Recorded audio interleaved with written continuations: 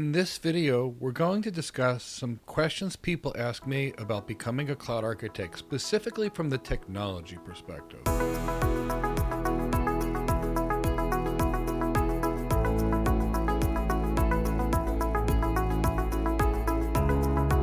Now, there's about 5 or 6 questions people always ask me. One is typically related to labs. Someone always asks me how much Linux a cloud architect needs to know, or how much Python or Terraform a cloud architect needs to know, or what does a day look like for a cloud architect. And people even ask how much of the cloud architect's time is hands-on. So those are going to be the questions that we answer in this video. Now, my name is Mike Gibbs. I'm the CEO of Go Cloud Careers. I've been an enterprise architect, cloud architect, security architect, every other kind of architect you can imagine for about 25 years. And I've helped people get hired at every company you can imagine at all kinds of technology roles.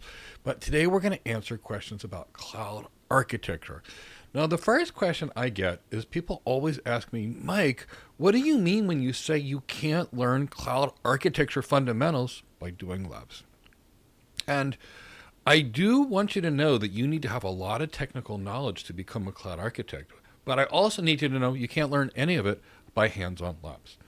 So let's talk about why that is. Let's say you set up a WordPress website or a website on a cloud provider as part of your cloud project.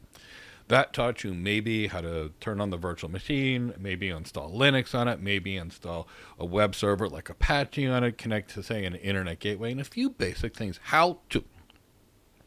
But what as an architect, what I need you to know is from the time the user wanted to reach that website on their PC, the time they went to the website on their browser, what happened? So I need you to understand how the packet, for example, would leave the user's PC to get off of their local LAN onto the internet service provider's routers, and I need you to know how those packets are forwarded along the way. I also need you to know how is DNS connection set up? Like how does that PC query a DNS server to get the IP address that it needs to connect to, for example? I need you to understand how TCP sets up a connection between, say, that user and that website along the way. I need you to understand what are content delivery networks and how they interact or affect the way the traffic would be forwarded when reaching a web server.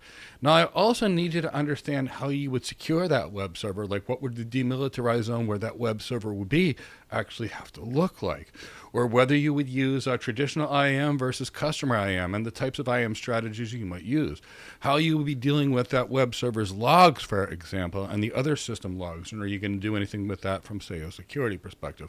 So those are the kind of things that you need to know as an architect, not how to.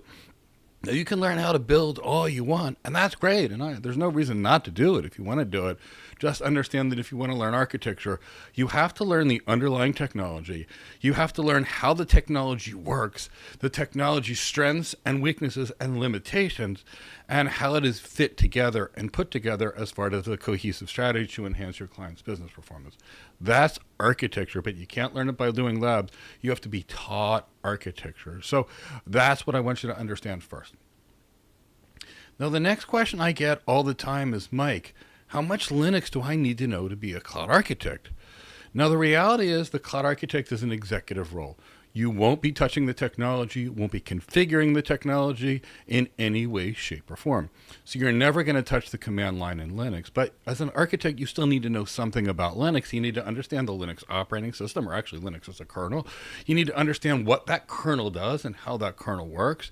You need to understand what's in it for businesses to use various types of Linux. What are the strengths and weaknesses of Linux and how that can fit into the organization's environment, and how and why, when and where you should use Linux versus not use Linux. That's what I need you to understand about Linux, not how to configure it. So then people ask, Mike, how much Python do I need to learn, or do I need to learn to code to be an architect, or how much Terraform is on the job?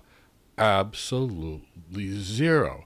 Because the cloud architect is not a hands-on doing role. The cloud architect is a strategic planning role. So we'll be spending lots of time with executives learning how they want to operate, how they want their business to operate in the future, the strategy for the business. We'll be mapping out business processes. We'll be speaking with various stakeholders. We'll be creating architecture teams and leading architecture teams. We'll be creating architecture documents and giving architecture presentations, and creating of thought leadership documents, for example, and performing executive briefings. But one thing we won't be doing is touching the technology. So there's no Python, there's no Terraform, there's no Linux on the job. And there is no hands-on time. Now, you will spend lots of time using Microsoft Word, for example, to write documents, Microsoft PowerPoint for presentations, lots of time on Microsoft Excel to help calculate various things along the way. But for the most part, that and maybe a graphics program like Visio or Draw.io or Lucidchart, that's going to be the limitation of how you use your computer as a cloud architect. Now, the last question is called Tell Me About the Day in a Life of a Cloud Architect. Now, one of the greatest things about the cloud architect career is every day varies a little bit. So you're never going to get bored. And that's why I think the cloud architect job, enterprise architect job, security architect jobs are some of the best jobs in the world. Now, there is variety, but typically in a cloud architect's day or any kind of architect's day, there's about 1 to 2 hours of research. Now, the reason we do so much research is as an architect, our job is to take our client and give them a competitive advantage or a strategic advantage. And a lot of that is going to be based upon newer technologies and will they be a good fit for the business.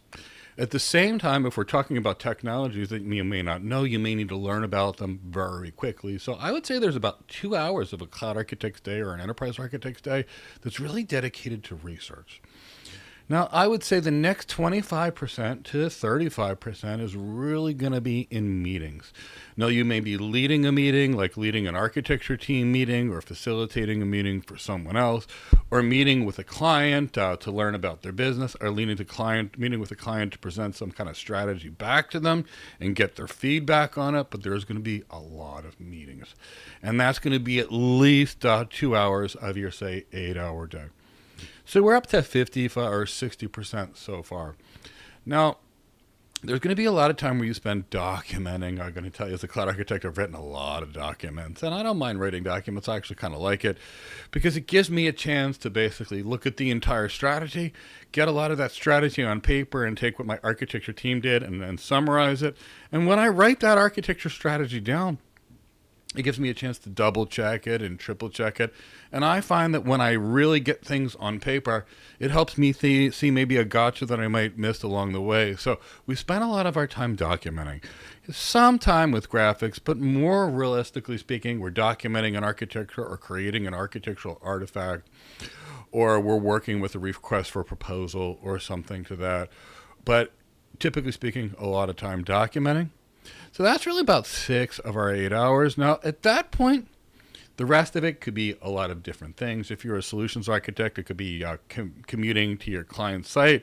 It could be having dinner or drinks with your client, which of course your company typically pays for, or taking your client to lunch, or actually diving deep and learning something, more researching than we talked about before. But it's typically, really speaking, and those are the main things you're going to do.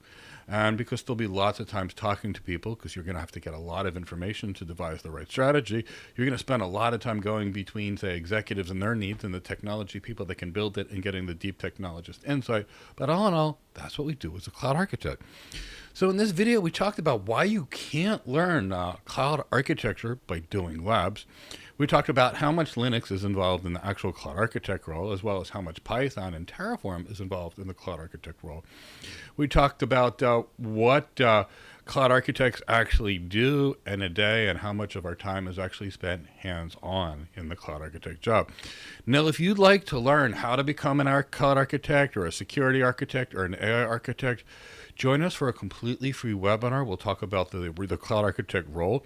We'll talk about the skills that you need for the cloud architect role, the certifications that you should get to stand out for the cloud architect role, how to bypass HR so you don't get auto-rejected and you can get hired for, say, that cloud architect role. And we'll cover any other architecture you want on these free webinars. You can register for this free webinar. The link is in the description of this video. And it'll be live on Zoom. We'll talk about the things we described, and I'll answer any questions you may have about your career.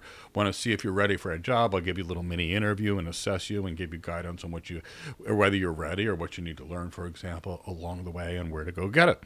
And it's completely free. We also have architecture programs to train you to become a cloud architect, enterprise architect, security architect, AI architect, and other architects, etc. And you can find them on our website at www.gocloudcareers.com. Now, if you enjoyed this video, please give it a like, subscribe to our channel, and hit the bell to be notified of new videos to assist you in your cloud architecture, enterprise architecture, security architecture, AI architecture, or network architecture career. This is Mike Gibbs signing off for now, and I look forward to seeing you in another video or a webinar. Take care.